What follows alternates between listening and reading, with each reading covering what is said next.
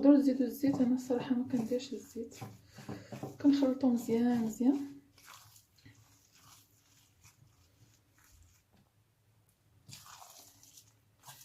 صافي. هنا من بعد ما خلطتها مزيان مزيان مع دوك العطريه اللي زدنا والبصله والشيمه والزبور والثومه، صافي غنخليوها ترتاح واحد نص ساعه ان شاء الله وندوزو نشكلوها.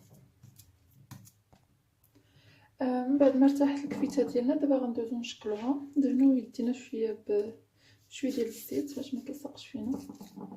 صافي كنجيبو الكفيته ديالنا تنشكلوها كيف ما بغينا، يا هكا حريبلات يا كويورات والحجم اللي بغيتو. انا كنفضلهم يجيو كويورات. صافي هكا تنحطوهم، ما كنحتاجو لا نديروهم